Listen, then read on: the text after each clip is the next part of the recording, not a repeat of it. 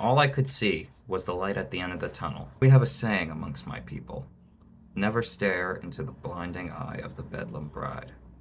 What it means is, don't become obsessed with something, or you'll become blinded to everything else. But when it shows itself, it's often all you can see. Hey guys, welcome back. It's the Guy in the Hat, and today we're going to be bringing you another Histories and Mysteries video. Hopefully these videos help you stay up to date in what's going on in the DCC universe, and today we're going to be going over one of the book's most popular and enigmatic characters, Odette. Now, Odette is one of the most mysterious characters in the entire DCC universe. She's been in every book in the series so far, at least in some capacity, manipulating things behind the scenes, and we still don't know that much about her. What is Odette's master plan? Why has she been helping Carl and Donut stay alive? Why has she entered the Ascendancy Games as the goddess Nehebit? And can she be trusted not to betray Carl and Donut in the end? To answer this, we first have to break down Odette's character and go over everything she's done in the series so far. We first get introduced to Odette in Book 1, after Carl and Donut defeat the Ball of Swine and get brought on the show Dungeon Crawler After Hours with Odette to talk about the fight. Odette is basically the intergalactic Oprah Winfrey, and After Hours with Odette is the most popular talk show in the entire galaxy. She's also a former crawler, a very popular one, who made it all the way to the 12th floor before tapping out, but not before losing the lower half of her body to a fiend scythe on the 11th floor.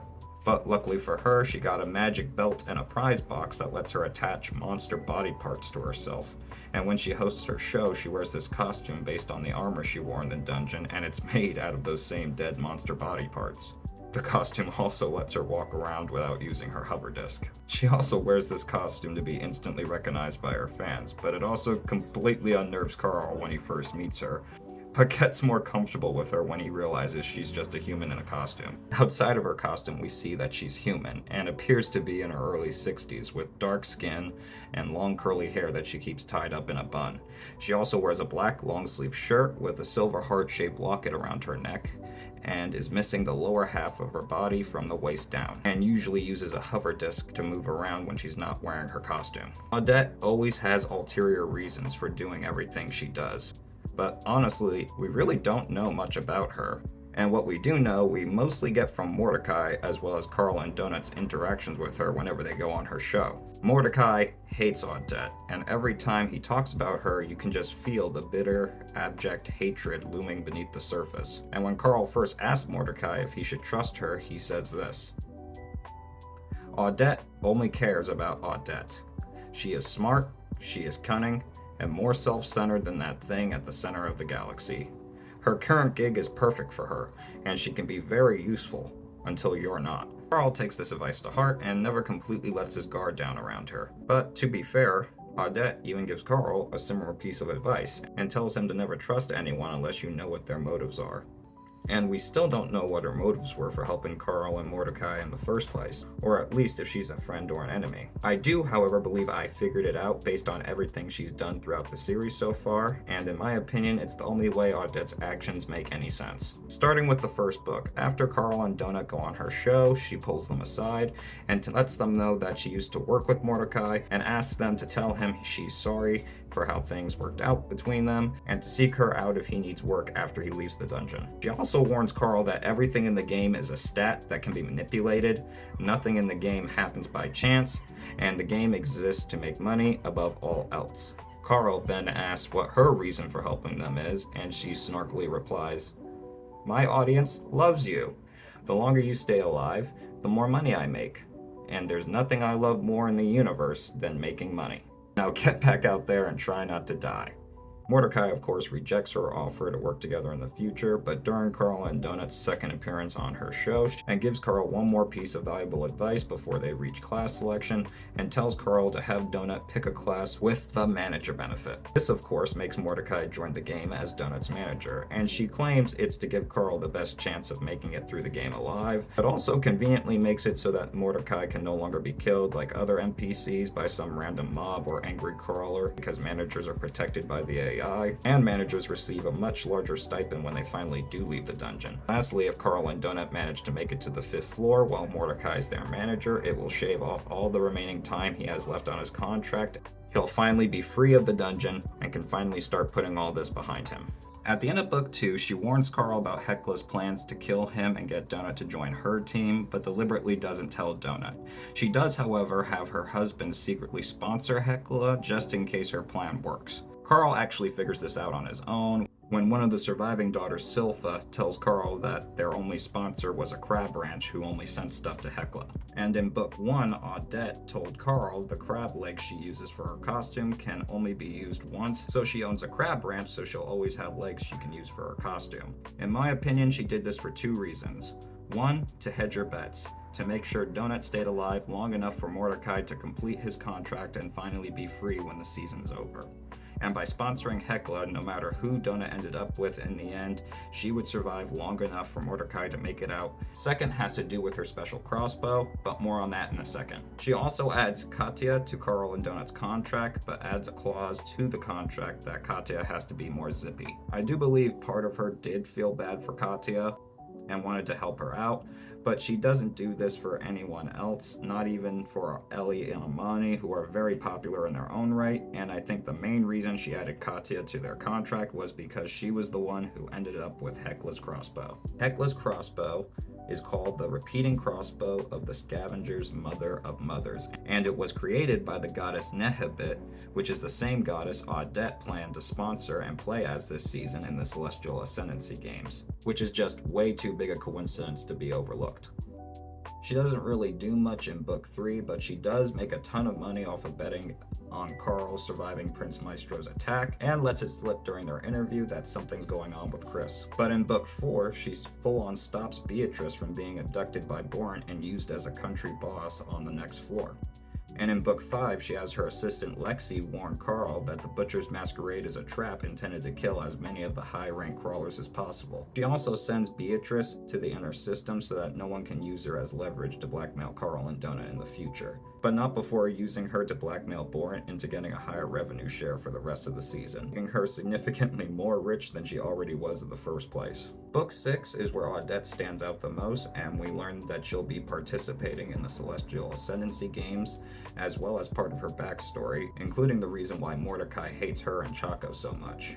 During her season, when she entered the dungeon, she came in with her cousin Pieter and a few of her friends, including her possible love interest, Armida.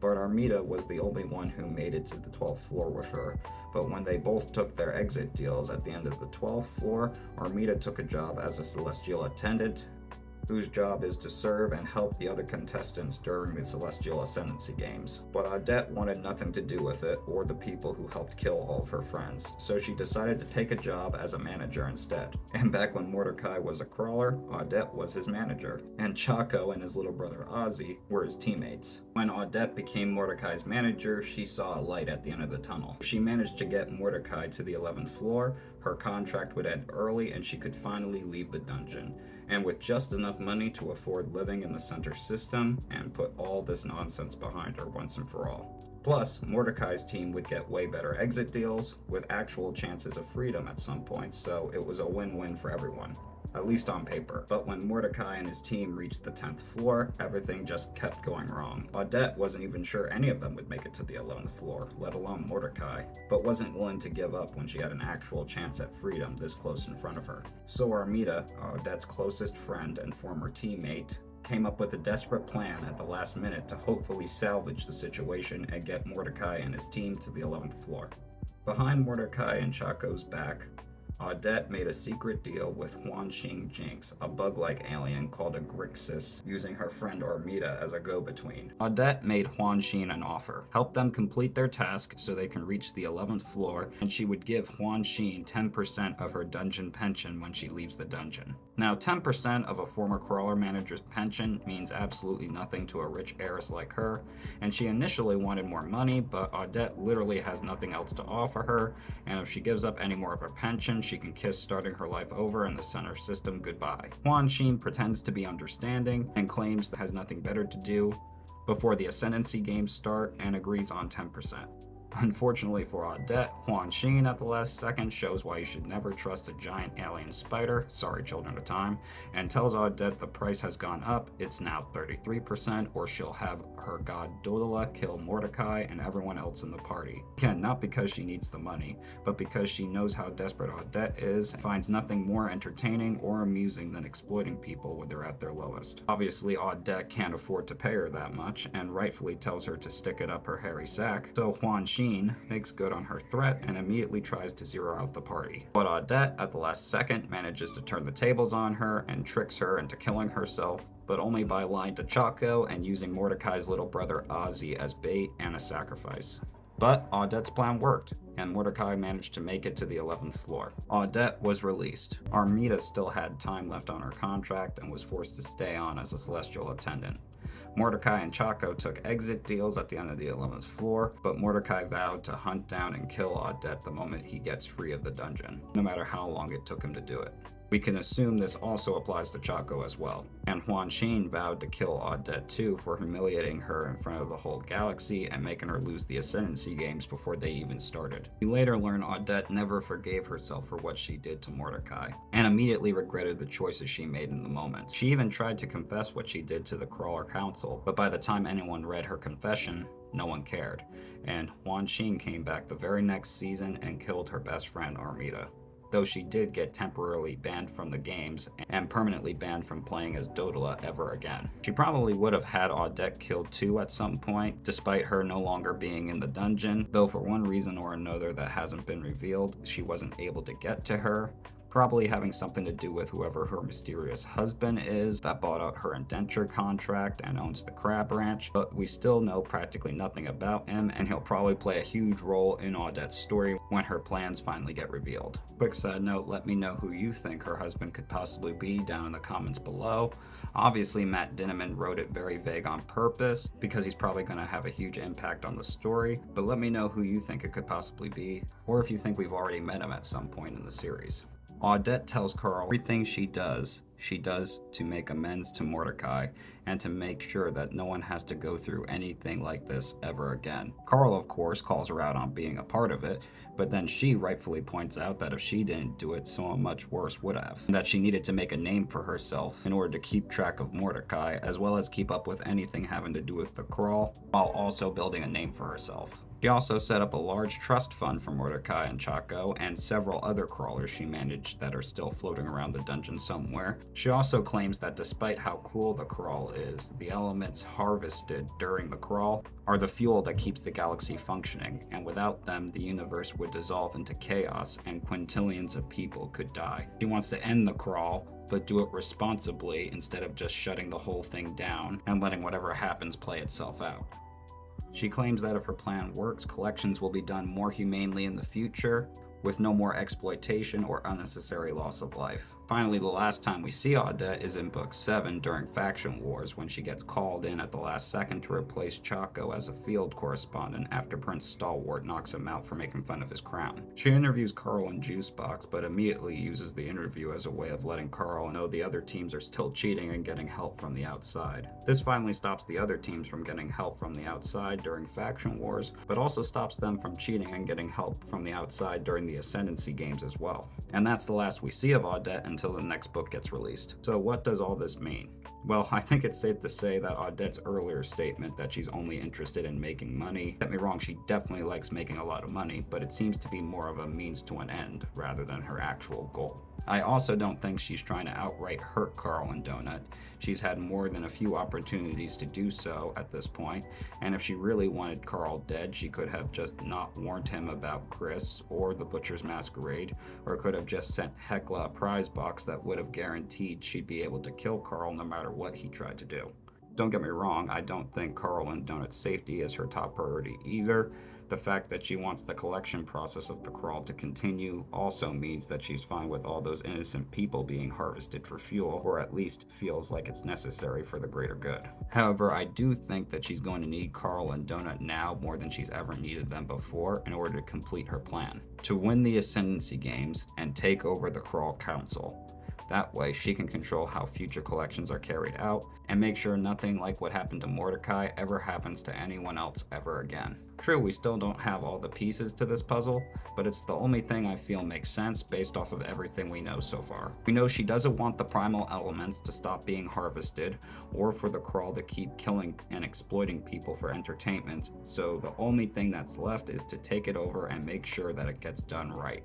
I don't know exactly how she's going to pull it off yet, but the first part of it definitely involves winning the Ascendancy Games. Mordecai explains in Chapter 18 of Book 6 that the winner of the Ascendancy Games gets a 10-year seat on the Crawl Council. Getting a seat on the Crawl Council will finally give her some sway over how the Crawl is run in the future. Step 2 involves getting rid of or crippling the power of all the other council members, though I'm not entirely sure how she's going to do that yet, but I'm sure it's going to involve her husband or her assistant Lexi, so expect them to be involved at least in some capacity. Lastly, we've been told numerous times throughout the series how expensive it is to set up the crawl and harvest the elements in the first place. Only a handful of companies in the entire universe can afford to host the crawl. Odette, despite only being a talk show host, is one of the richest people in the entire galaxy, and never passes on an opportunity to make more money, and was rich enough not only to buy a spot in the Ascendancy Games, which is supposed to be astronomically expensive, but also rich enough to sponsor Hecla and a few other crawlers throughout the game too. The simple fact that she's even able to compete against these people means she's probably rich enough to host a crawl herself, or at least has enough to collect the primal elements on her own if she really wanted to. With all this taken into account, I think her plan is to make all the other corporations in charge of running the crawl go bankrupt, or at least lose so much money this season that they can't afford to run another crawl or harvest any more fuel, so that when this season ends, everyone is left destitute, so there'll be only one person left with enough money to harvest any more elements from the seeded worlds in the future, and that person is gonna be Odette.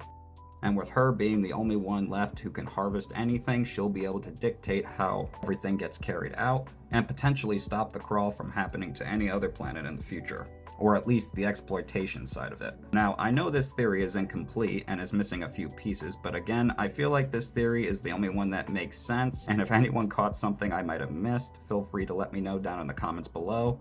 Let me know what you think of my theory, if it's spot on, or if you think I've completely missed the mark in some way. I'll be bringing you more histories and mysteries videos just like this in the future. Thank you so much to all of you who stuck around to the end. Thank you so much for watching, guys. Please leave a like if you enjoyed the video, and I'll see you guys next time. Have an awesome day. Stay tuned.